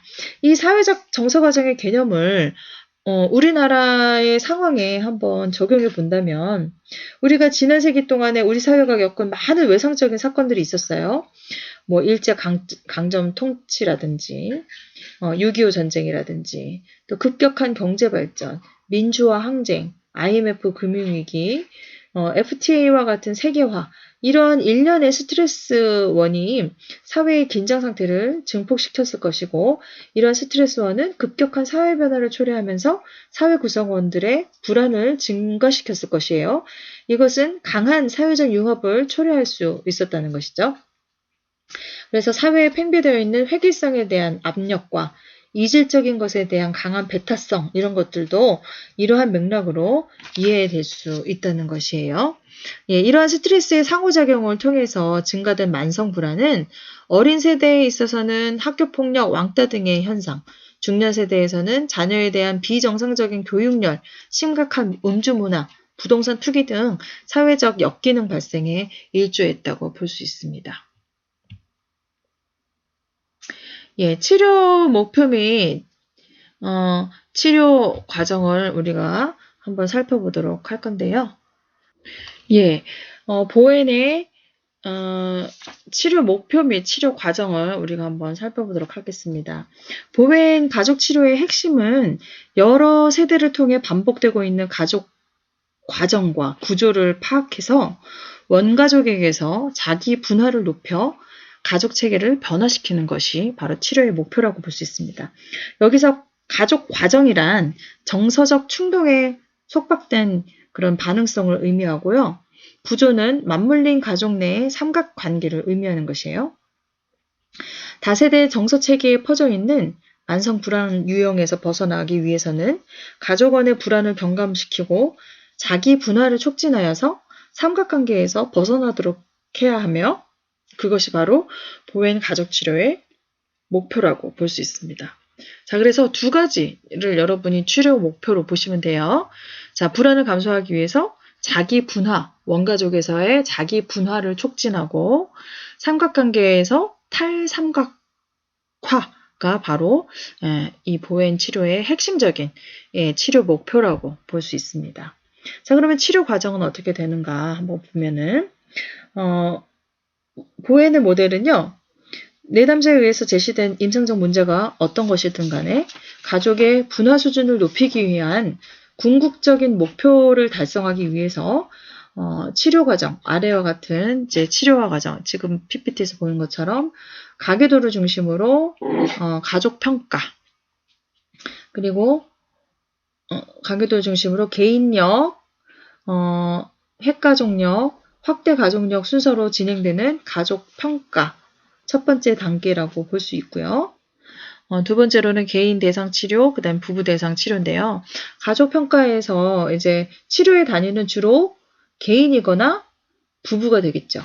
그래서 가계도를 통해 정확한 정서 체계, 가족 정서 체계, 개인력, 핵가족력, 확대 가족력을 평가하여서 현재의 문제를 다세대 체계의 맥락에서 분석하는 것이에요. 주요 가족원과 관련해서 불안과 정서적 반응성의 수준을 경감시킴으로써 가족 내 불안 수준을 낮추는 것이고요. 맞물린 삼각관계 중에서 가장 핵심적인 삼각관계 변수를 정의하는 것이에요. 예, 보엔의 다세대 가족치료 모델은 가족의 문제가 여러 세대에 걸쳐 전달되어 현재의 증상을 일으킨다고 가정을 하고 있어요. 따라서 치료적 개입에 앞서서 문제를 일으키는 다세대 정서 과정의 기본 유형을 찾는 것이 무엇보다 중요하다고 볼 수 있습니다. 그래서 평가 인터뷰는 신체, 정서, 사회적 증상에 초점을 두어서 제시된 문제력과 증상이 그 사람의 관계에 미치는 영향에서 시작이 됩니다. 그래서 가족 평가를 할 때 초기 면접은 1회 이상의 회기를 통해서 현재의 증상과 관련된 가족 역기능을 측정하고요. 개인력, 핵가족력, 확대 가족력의 순서로 이루어진다고 볼 수 있습니다. 면담의 시작은 증상을 가진 개인이나 관계에 초점을 맞추는 것이죠. 그리고 핵가족력의 조사는 남편과 아내가 처음 만났을 때부터 시작하는 것이에요. 그래서 연애 시절 전후로 그들의 경력, 증상, 연애 동기, 결혼 동기, 구혼, 신혼, 생활 환경, 결혼 기간 동안의 별거나 이혼 고려 이런 등의 심각한 문제가 있었는지 이런 것들을 자세히 물어보고 첫 아이를 언제 가졌는지, 이사를 했는지, 배우자의 직업력은 어땠는지, 상담 심리 치료 받은 적이 있는지 이런 것들도 한번 조사해 보는 것이고요. 확대 가족력 평가는 모계와 부계를 다 살펴보는 거예요. 그래서 현재 핵가족의 위치를 알아보는데 목적이 있고요. 확대가족 조사에서는 각 친척의 출생일, 사망일, 사망 원인, 교육 배경, 건강력, 장수, 직업력, 결혼력, 출산력, 이사 등등 다양한 정보를 포함하는 것이에요. 그래서 가계도를 그리면서 이러한 정보들을 옆에다가 써가면서 하면은 굉장히 도움이 많이 됩니다. 예, 개인 대상 치료는 보에는 한 명의 가족원이 성공적으로 분화한다면 그것은 전체 가족 체계로 확산돼서 가족 체계의 분화 수준을 높일 수 있다고 본 것이에요. 그래서 분화된 개인을 위해서 개인 대상 치료를 하는데 개인이 부모에게 얼마나 융합되어 있는가에 따라서 방어 기제나 신체적 거리를 통해 정서적 거리를 유지하려고 노력하게 됩니다. 부모와의 불안이 낮다면 단지 대화를 회피함으로써 불안을 피할 수 있지만 세대 간 불안 수준이 높으면 집을 벗어나는 것, 그러니까 뭐 가출을 한다든지 멀리 떠난다든지 하는 식으로 불안을 처리하게 된다는 것이에요. 앞서 얘기한 것처럼 정서적 단절은 오히려 융합을 의미하기도 한다는 것이에요. 자, 확대가족 안에서 자아를 분화시키기 위한 선행 조건은 두 가지가 있습니다. 첫 번째, 가족 체계가 어떻게 기능하는지 아는 것과 둘째, 변화를 위한 강한 동기가 있는지를 파악하는 것이에요. 이 변화의 과정은 본인 가족의 역사를 깨달아가면서 나타난다는 것이에요. 분화를 위해서는 본인의 그 의지가 가장 중요하지만 전문적인 코치의 도움도 필요하다고 볼 수 있습니다. 그래서 치료자는 중립적이고 객관적인 그런 조언을 해줄 수 있어야 되고 가족 내에 문제가 발생했을 때 그 문제의 행동은 가족 과정의 한 부분이면서 자신도 그 과정에 책임이 있는 법이죠. 그래서 가족의 문제가 발생하면 자신의 행동부터 살펴볼 수 있어야 한다고 볼 수 있습니다. 자, 부부 대상 치료. 이것은 핵가족의 핵심적인 단위가 바로 부부죠. 그래서 부부를 치료의 대상으로 하는 경우가 많아요. 그런데 치료실에 오는 부부는 주로 어떤가요? 많은 부부가 감정적으로 좀 격앙되어 있고 정서적 반응성이 지나치게 높아서 상대의 말을 경청하기 어려운 경우들이 굉장히 많죠. 이럴 때 치료자는 질문을 통해서 부부 간의 그 상호작용의 양을 조절할 수 있어야 됩니다. 부부가 이렇게 너무 격앙이 되어 있을 때는 서로 이야기하게끔 하는 것보다는 치료자가 적극적으로 개입해서 부부 각각에게 조용히 질문하면서 각자의 생각을 말하도록 그렇게 유도하는 것이 오히려 더 나을 수 있습니다. 부부를 대상으로 치료를 진행하게 되면 필연적으로 치료자와 내담자 부부로 이루어진 삼각관계가 형성이 되게 돼요. 자, 그래서 치료자는 이 삼각관계에 대한 지식을 잘 갖고 있으면서 부부와 삼각관계를 맺으면서도 정서적으로 중립적인 위치를 지킬 수 있어야 돼요. 그래서 삼각관계의 정서 역동에 말려들지 않으려면 가능한 한 차분한 목소리로 말하고 감정보다 사실을 이야기하도록 해야 돼요.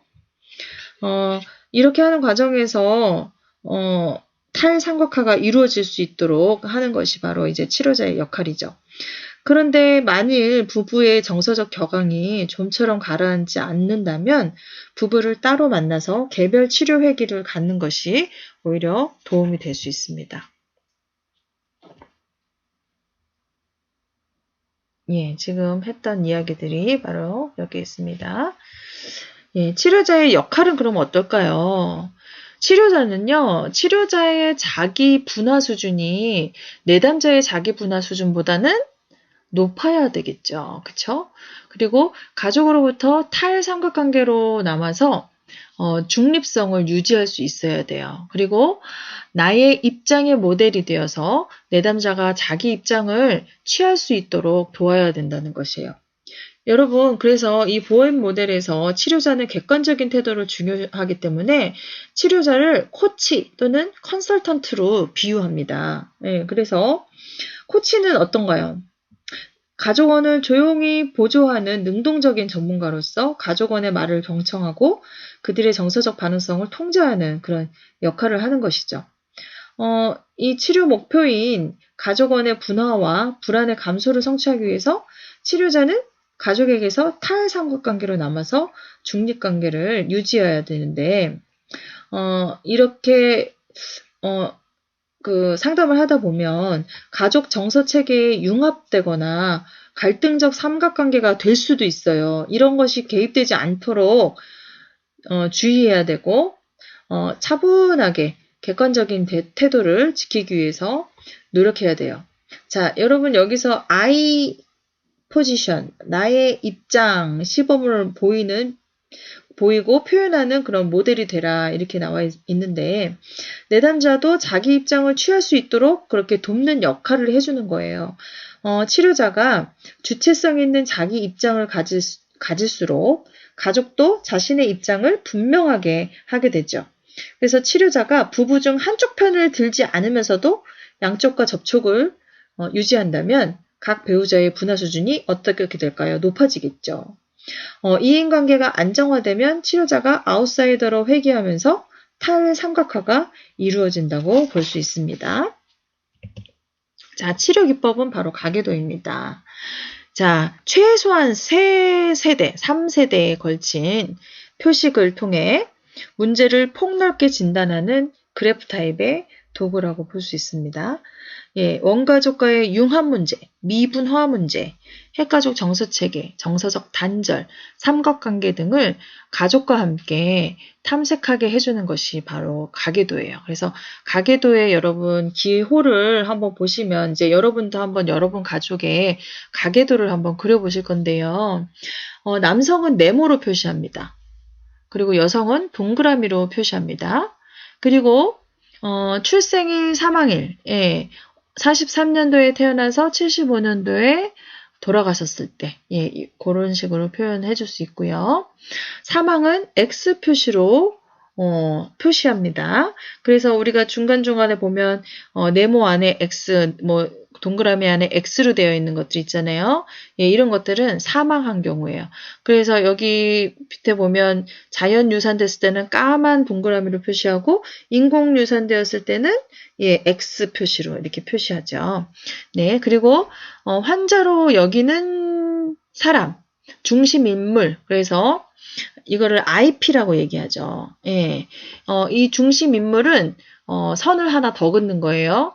그래서 내담자가 IP가 남자다. 그랬을 때는 그 남자의 네모를 하나 더 해주는 거죠. 그쵸? 그리고 내담자가 여자다. 그랬을 경우에 그 여자에게 예, 동그라미 표시를 하나 더 해주는 거죠.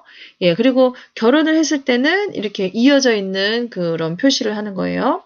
그래서 남편은 왼쪽, 아내는 오른쪽. 예, 이렇게 얘기하고요. 여기서 M60은 뭘까요? 예, marriage, 예, 결혼을 언제 했는지. 그리고 여기 보면 결혼 후 별거, 연도를 기록하라고 나온 거예요. 그래서 70년도에 separate, 이제 헤어졌다. 그래서 S70 이렇게 얘기하고 있고요. 또 동거나 내연 관계일 때, 또 이제 M은 안 붙죠. 그쵸? marriage, 결혼이 붙지 않죠. 예, 그리고 이혼, 연도 기록. 예, 이혼했을 때는 몇 년도에 결혼해서 D로 표시하고 있습니다. 예, 그래서, 자녀는 출생 순위부터, 출생 순으로 왼쪽부터, 그래서, 여기 보면은, 엄마와 아버지가 있고 자녀가 있을 때, 첫째가 바로 아들이죠. 60년생. 그리고 둘째가 여잔데 65년생. 예, 이렇게 한다는 거예요. 왼쪽부터 차례대로. 그리고 이란성 쌍둥이일 때, 일란성 쌍둥이일 때, 임신 중일 때, 예, 요렇게 표시를 하고요. 예, 오른쪽이 제일 좀 중요한데요. 그렇게 한 다음에 각 관계의, 친밀도, 이런 것을, 표시하는데, 선 3개.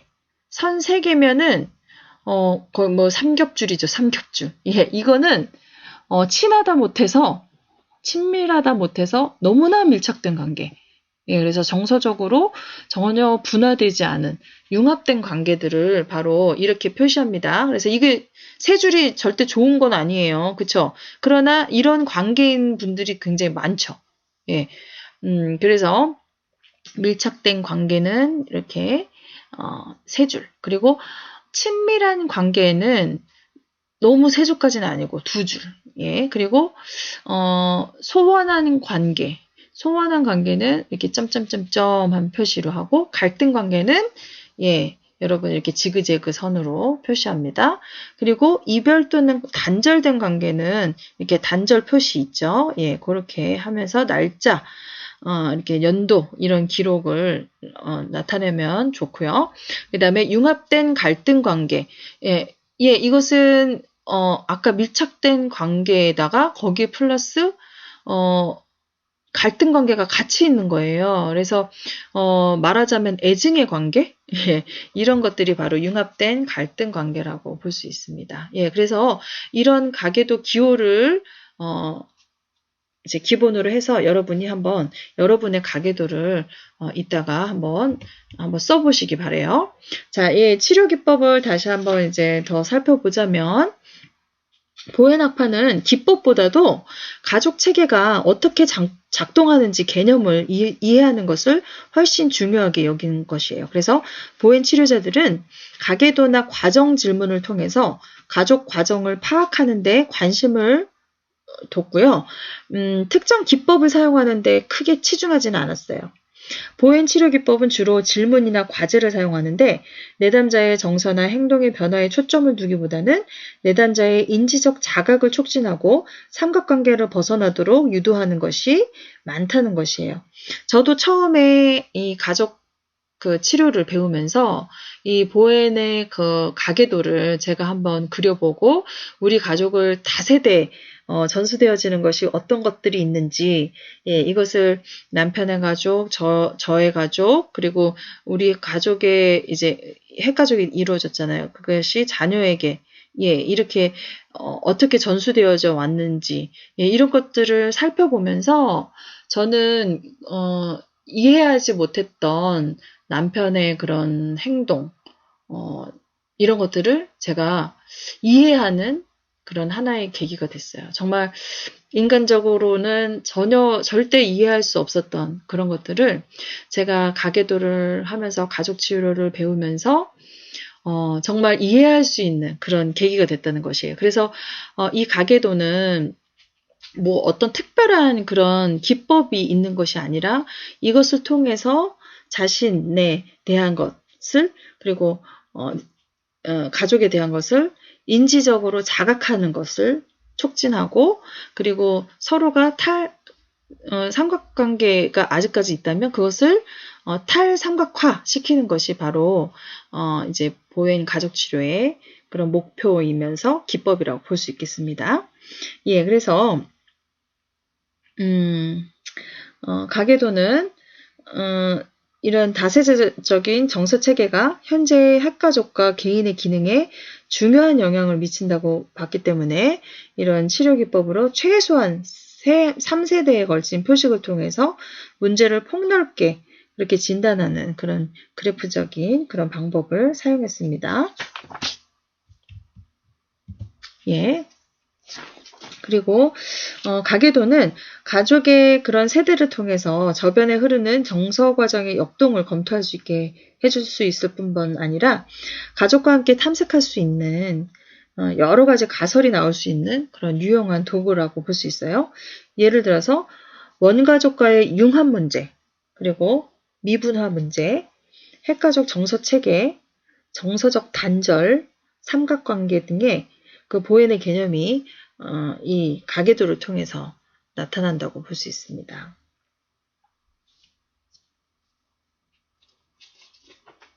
예, 치료적 삼각관계. 보행 가족치료의 기본 기법 중 하나는 두 성인과 치료자로 이루어진 삼각관계 시스템에서 작업하는 것이에요. 두 사람의 긴장을 감소시키기 위해서 치료자를 자동적으로 삼각화 과정에 끌어들이려고 할 때 치료자가 정서적으로 말려들지 않는다면 치료적 삼각관계 안에서 가족관계는 다시 평정을 찾아서 문제를 해결할 방법을 찾게 되는 것이에요. 그리고 그 IP가 증상을 가진 아동일 때도 보혜는 아동을 치료 대상으로 삼는 대신에 부모의 결혼 관계에 문제가 있다는 가정을 부모가 수용하기를 요구하는 것이죠. 부부 중에서 한쪽이 조금 더 성숙하고 분화된 그런 한쪽을 택해서 일정 기간 동안 개인 치료를 하면서 정서적으로 엉긴 그런 유형을 깨뜨릴 수 있도록 돕습니다. 예. 코칭. 자, 코칭은 말 그대로 조언하는 것이죠. 치료자는 내담자가 직접 본인의 가족 문제를 해결해 나갈 수 있도록 조언해 주는 것인데 코칭을 통해서 치료자가 내담자와의 삼각관계에 끌려 들어가지 않으면서도 가족 스스로 가족의 정서 과정을 이해하고 개인의 역할을 이해할 수 있도록 돕는 것이죠. 코칭의 목적은 자기 이해와 가족원에게 건강한 애착을 가질 수 있도록 하는 것이죠. 예, 과정 질문이 있습니다. 이 과정 질문은 내담자의 감정을 가라앉히고 정서적 반응에 의해 유발된 불안을 낮추고 사고를 촉진하는 그런 질문 기법이라고 볼 수 있어요. 이 질문은 내담자의 감정이나 정서에 초점을 두기보다는 인지에 초점을 두고 내담자가 어떤 방식으로 관계 유형에 관여되어 있는지를 묻는 것이에요. 자, 예를 들어서 알코올 중독 남편의 아내에게 다음과 같은 일련의 질문을 통해서 부부관계를 탐색하도록 하는 것이에요. 자, 치료자가 남편이 술을 마시면 부인께서는 어떤 생각을 하세요? 하고 물어봤죠. 자, 이것은 감정을 얘기하는 것이 아니라 인지에 초점을 뒀는데 아내가 뭐라고 그랬나요? 화가 나죠. 예, 그렇게 얘기했어요. 자, 인지에 초점을 뒀는데 아내는 어떻게 얘기하나요? 예, 지금 감정을 얘기하고 있죠.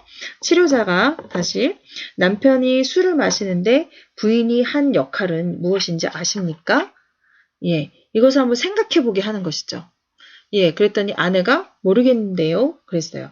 치료자가 남편이 당신에게 속마음을 털어놓을 수 있었습니까? 하고 물었더니 아내가 점점점점 하죠.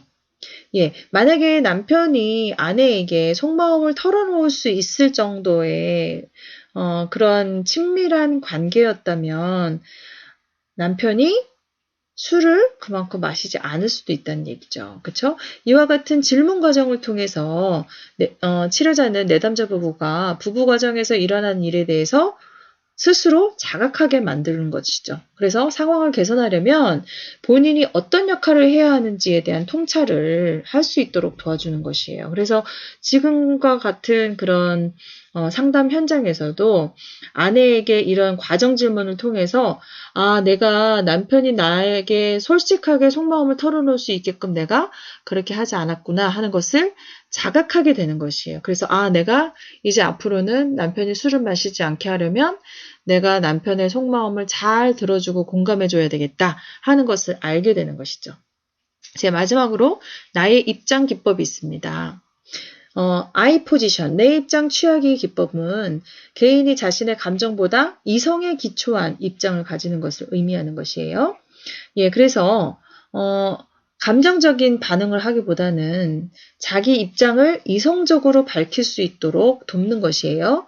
이는 융합된 가족 안에서 분화 수준을 유지할 수 있도록 나 입장 취하기 자세가 필요하기 때문이에요. 그래서 여러분 I 메시지라고 많이 들어봤죠? I 메시지.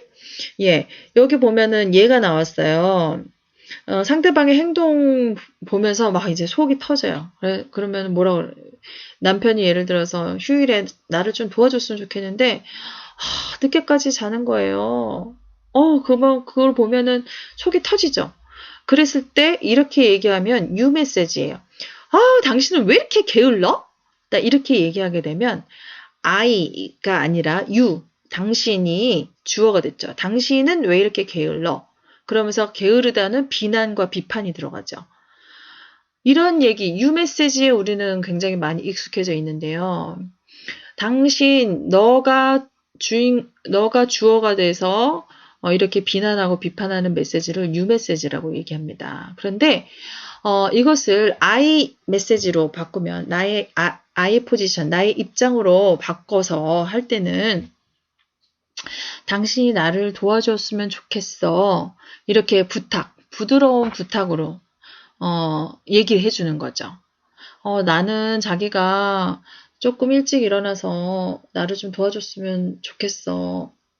이렇게 얘기하면은 남편이 일어나서 도와주겠죠. 그렇지만 당신 왜 이렇게 게을러? 이러면은 도와주려고 마음 먹었다가도 안 하게 된다는 것이에요. 예, 그래서 나의 감정에 초점을 맞추기보다는 나의 감정을 이성적으로 표현하는 방법이 바로 나의 입장 기법이다 얘기할 수 있습니다. 예, 우리 사례 연구를 하고 마치도록 할게요. 예, 이 사례는 강씨 부부의 가계도인데요. 자, 강씨 부부의 가계도에서 남편 36살, 부인도 36살이네요. 예, 그런데 IP는 누군가요? 예, 남편이죠. 36살의 남편이고 두 부부 사이에는 자녀가 어떻게 돼 있나요? 5살짜리 아들과 3살짜리 딸이 있어요. 그런데 관계를 보니까 지그지그 선으로 돼 있죠? 예, 이것은 바로 갈등 관계예요. 부부가 지금 뭔가 갈등 관계가 있네요. 그런데 지금 부인과 시어머니 사이 어떠나요? 시어머니 사이도 완전 갈등이에요. 우리 고부간의 갈등처럼 이 갈등이 있네요. 그리고 아들과, 그러니까 36살의 남편, IP와 엄마의 친가족에서의, 원가족에서의 엄마와의 관계가 어떤가요? 예, 밀착되어 있으면서도 갈등 관계죠. 예, 밀착융합, 예, 갈등 관계네요. 밀착되어 있으면서도. 예, 그럼 이거는 어떻게 보면 좀 약간의 애증 관계 이런 것이라고 볼 수 있겠죠. 예, 이런데 이 부부는 어떤 부부냐? 이 변호사 부부예요. 36살의 변호사 부부.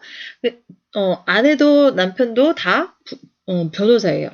신혼 초부터 시어머니 문제로 막 다툰 거예요. 이 부부는 자신들이 출석하는 교회 목사님하고 상담을 하다가 부부 갈등이 심화되어서 가족치료 전문가에게 이제 찾아온 거예요. 아내가 시집에 발을 끊은 지 정서적 단절이네요. 4년이 되었어요. 자, 남편은 어머니와 아내 사이에 끼어서 스트레스를 받고 있어요. 남편은 아내 앞에서 부모님에 대한 이야기를 꺼낼 때마다 극도로 불편하고 어린 자녀들이 친가 친척과는 거의 보지 못하고 외가 친척과만 가깝게 지내는 것이 남편의 입장에서는 불만이에요. 아내는 남편이 우유부단하고 강한 리더십으로 좀 시어머니 문제를 분명하게 처리해줬으면 좋겠는데 그렇게 하지 못하는 것이 불만이었어요. 처가와 자신에 대해서 좀 더 세심하게 잘 챙겨주기를 바라고 있어요. 부부 모두 업종의 전문직 종사자로 경제력이 있기 때문에 각각의 부모에게 경제적 원조를 하고 있어요. 시어머니와도 과도한 금전 문제로 부부 갈등이 수차례 있었다는 것이에요. 자, 첫 번째로 살펴볼 것은 가족의 기초 정보예요. 남편과 아내는 이제 8년 전 연수원에서 만났고 1년여의 그 연애 끝에 결혼했고 현재 남매에 5살 아들과 3살 딸을 두고 있고 장모가 주로 아이들을 보살펴주고 있고요. 남편은 4남매 중에 차남이고 형제들은 그냥 평범한 회사원이고 아내는 2녀 중에 차녀고 아버지는 10년 전 사업을 실패한 후로 현재 조그만 가게를 하고 있어요. 남편은 장인의 사업자금을 지원해 준 적도 있고 최근에는 어머니가 계약한 아파트의 잔금을 지불하기도 했어요. 이 부부의 부모들은 모두 경제적 형편이 좋지 않아서 부부 각자가 자신의 부모에게 정기적으로 재정적인 지원을 하고 있는 것이에요. 자, 문제가 어떻게 발생했느냐. 결혼 당시 아내의 집안은 아빠의 사업 실패로 경제적으로 어려운 상황이었는데 시어머니는 전문직 아들과 결혼하면서 예단을 제대로 안 챙겨왔다 하면서 며느리를 타박한 거예요. 양쪽 집안의 문화가 다르다 보니까 결혼 기간 동안 장모와 시어머니 사이에도 크고 작은 다툼이 오갔고 3년 전 사돈과 심한 다툼이 발생한 후 아내는 시집과 단절했어요. 아예 보지도 않은 정서적 단절이 왔죠. 시어머니는 아들에게 자주 전화해서 부부가 함께 찾아오도록 그렇게 얘기하지만 아내는 시집과의 그 화해를 완강히 거부하고 있는 것이죠. 장모 역시 딸이 시집과 화해하면 모녀관계를 끊을 것이라면서 예, 장모 역시도 사돈에 대한 완강한 태도를 갖고 있네요. 아내는 이 시집의 문화와 친정집의 문화가 너무 다른 것이 문제라고 생각했는데 부부는 시어머니에 대한 주제만 나오면 싸움으로 발전하는 것이에요. 아내는 시어머니와 화해하면 이전과 같은 일이 벌어질까봐 걱정이고 시어머니 개인을 생각하면 안 됐다는 생각도 들지만 고부관계의 그 교통정리를 제대로 못하는 남편이 더 서운하다 이렇게 얘기하고 있어요. 자, 가족 역동을 한번 이해하자면 첫 번째로는 남편과 아내 모두 양쪽 집안에서 가장 사회적으로 성공한 자녀로서 소위 젊은 파워 커플이죠. 다른 형제 자매에 비해서 부모의 기대를 많이 받고 자란 자녀들로서 부부 모두 부모와 가족에 대한 일종의 채무감을 갖고 있어요. 그래서 양쪽 부모에게 다 경제적인 지원을 하고 있죠. 두 번째로는 아내가 남편의 본가 가족과의 단절을 강력하게 요구하고 있지만 실제로는 아내와 장모의 정서적인 융합도 굉장히 심한 상태라고 볼 수 있어요. 예, 현재 강씨 부부에게 표면적으로 드러난 증상은 고부 갈등이지만 시어머니 문제는 부부 대화를 연결하고 있는 어떻게 보면 파괴적이긴 하지만 연결하고 있는 기제라고 볼 수 있어요. 부부 모두 비교적 안정된 성품으로 공통적으로 동일한 직업과 동일한 종교를 가지고 있다는 자원이 있습니다. 예, 그러면 치료 모델을 한번 적용을 해보면 이 사례는 각각 원가족과 융합된 관계를 끊지 못하는 남편과 아내의 갈등을 보여주고 있다고 볼 수 있어요. 자, 다시 한번 원가족과 남편도 마찬가지, 아내도 마찬가지 원가족과의 융합된 관계를 끊지 못하는 그런 어떻게 보면 정서적으로 미분화된 남편도 마찬가지, 아내도 마찬가지 그렇기 때문에 둘이 갈등을 하고 있는 것이죠. 치료 목표로서는 남편과 아내 모두가 원가족에 대한 채무감을 정리하고 현재 가족인 배우자에게 헌신할 수 있도록 도와줘야 돼요.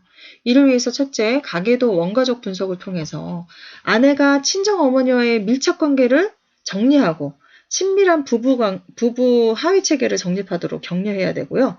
시어머니 문제를 활용하는 방식을 포기하고 남편과 그 시어머니 문제로 파괴적인 그런 부부 대화를 하는 것이 아니라 기능적인 의사소통을 가질 수 있도록 코칭을 해줘야 되겠고요.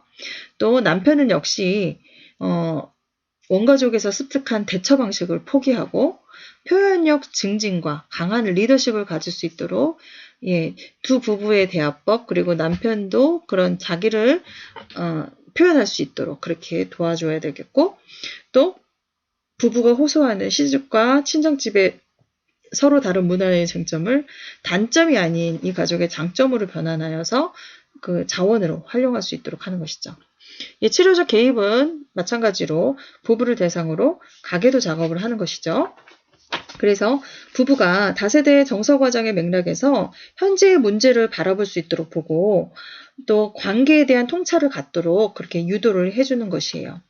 강 씨와 아내는 윗세대의 가계도를 보면서 머리가 총명했던 강 씨의 어머니가 보수적 시대에서 가난한 대가족의 딸로서 교육받지 못하고 억압된 삶을 살면서 많은 분노가 쌓였었고 그것이 현재 그의 행동과 어떻게 관련되어 있는지 이해할 수 있게 되는 것이죠.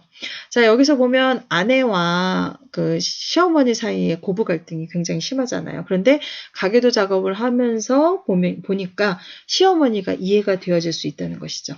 자, 그래서 가계도 작업은 시어머니뿐 아니라 강씨 부부의 불안을 해소하고 자아 분할을 촉진하는 도구로 가계도 작업이 사용되어질 수 있다는 것이죠. 자, 그러면 상담이 진행되면서 핵심적인 삼각관계에 대한 탈삼각화 작업을 시도하는 것이 바로 치료적 개입입니다. 이 사례의 핵심적인 삼각관계는 표면적으로는 시어머니, 남편, 아내로 보이지만 장모와 아내의 그 모녀 하위 체계가 심각한 융합 상태라고 할 수 있어요. 그래서 실제로는 친정어머니, 아내, 남편의 삼각관계가 오히려 더 심각한 상태라고 할 수 있어요. 그래서 이 부부는 부부만의 그런 시간과 공간을 확보하고 친정어머니가 집에 오는 시간도 줄여보는 것을 생각해 볼 수 있어요. 자, 그리고 한편 부부는 바쁜 업무와 어린 자녀로 인해서 대화의 시간이 매우 부족한 편이에요. 그리고 또 남편이 표현력이 또 부족해요. 또 시어머니 문제로 인해서 부부간의 의사소통이 장애 요인이 되었죠. 남편이 아내에게 평상시에 고맙다, 미안하다 하는 그런 표현을 할 수 있도록 교육을 하고 과제로 내줘야 돼요. 그래서 여러분 고미사, 고맙습니다, 미안합니다, 사랑합니다 이 세 마디만 잘해도 정말 부부 사이 그리고 여러 대인 관계에서 정말 좋은 관계를 유지할 수가 있거든요. 그래서 남편이 이런 말들을 잘 못했어요. 그랬을 때는 아내가 원하는 거는 많은 게 아니거든요. 이런 말 한마디 해주면 정말 쌓였던 감정도 훅 풀어지는 게 또 부부 아니겠습니까? 그래서 고맙다, 미안하다, 사랑한다 하는 그런 표현을 할 수 있도록 교육하고 그것을 과제로 내주기도 합니다. 또한 부부가 시어머니 문제를 주제로 대화하기보다는 부부의 관계 자체에 대해서 대화하도록 코칭해 주는 것이에요. 그래서 대화법, 이렇게 남편이 얘기했을 때 막 쏘아붙이기보다는 아, 그랬구나. 예, 이렇게 얘기하면서 그것에 대한 것을 또 받아서 얘기하고 말할 때까지 경청해주고 예, 이런 것들을 교육을 해야 돼요. 왜냐하면 우리나라 분들의 이제 좀 대화 방식은 유메시지가 굉장히 많거든요. 그래서 나의 입장을 취하면서, 그러니까 I 메시지로 상대방에게 기분 나쁘지 않게 나의 감정이나 나의 그 생각을 전달하는 그런 대화법을 많이 연습하셔야 됩니다. 그래서 그런 대화법을 또 코칭을 해주고요. 또 부부가 서로 다른 문화적 배경을 갖고 있는데 이 결혼 관계에서 문제 요인으로 작용하고 있지만 이것을 어떻게 보면 관계의 장점으로 전환해 볼 수 있다는 것이죠. 그래서 가혼이나 신앙 등 배우자의 원가족의 그 긍정적인 부분을 재인식하고 확장하는 시간을 가지고 무엇보다 부부의 강점은 보면 부부 양쪽 모두 정서가 안정되어 있어요. 그리고 신앙도 같은 그 기독교라는 신앙을 가지고 있고요. 서로에 대한 믿음과 사랑이 강하다는 것, 그리고 같은 직업을 갖고 있어서 부부간의 업무 이해도가 높다. 이런 것들은 굉장한 자원이 될 수 있어요. 그래서 치료의 자원으로 활용하여서 이런 그 부부 사례를 치료할 수 있습니다. 그래서 이렇게 사례 연구를 가계도를 통해서 하는 것은 이런 식으로 할 수 있다는 것이에요. 그래서 여러분도 한번 이런 식으로 가계도를 그려보는데요. 최소한 3세대가 나와야 돼요. 3세대가 나와야 되고, 이렇게 갈등 관계인지, 융합 관계인지, 소원한 관계인지, 예, 이런 관계에 대한 그런 것들도 표시를 하시고요. 그 다음에 각각의, 예를 들어서 이 남편의 부모님이 있으면 이 부모님의 옆에다가 그 사람들의 이런 특징, 그리고 뭐 병력이 있다면 병력, 그리고 그 사람의 뭐 직업이 어땠는지, 뭐 어떤 가정 환경이었는지 이런 것들을 옆에다가 이렇게 쓰시면서 하시면 좋아요. 그리고 자녀가 있다면 자녀는 지금 이러한 상황에서 어떠한 뭐 이제 문제가 있는지 아니면 뭐 어떤 식의 그런 사고방식을 갖고 있는지 예, 이런 것들까지 한번 쫙 써보면 여러분이 다세대 전수되는 것들이 무엇이 있으며 하는 것들을 한눈에 볼 수가 있습니다. 그래서 여러분이 이번에 해보는 것은 바로 여러분의 가계도를 한번 그려보는 것을 한번 해보시고요. 연습 문제에 보면은 두 번째, 세 번째 이렇게 나와 있는 것들이 있어요. 우리 사회의 집단적 불안으로 사회적 정서 과정 현상, 뭐 집단 따돌림, 과도한 교육열, 성차별 등에 대해서 생각해보고 사회의 분화 수준을 높이기 위한 방안, 이런 것들은 뭐 여러분 한번 생각해 보시고요. 그 다음에 나의 가족에서 훌륭한 가족 이념이나 종교적 신앙 등 가족의 강점이 다세대 전수되는 사례에 대해서도 한번 이야기해 보시는 거예요. 그러니까 여러분 가계도 그릴 때 뭐 병력 이런 것도 뭐 중요하지만 한번 강점, 어떤 가족들 간의 또 강점들이 있잖아요. 그런 것들도 한번 옆에 써보시면서 이렇게 한번 여러분의 가계도를 한번 그려보시고 그려본 다음에 또 저에게 그것을 한번 보내주셨으면 좋겠습니다. 여러분 수고 많으셨습니다.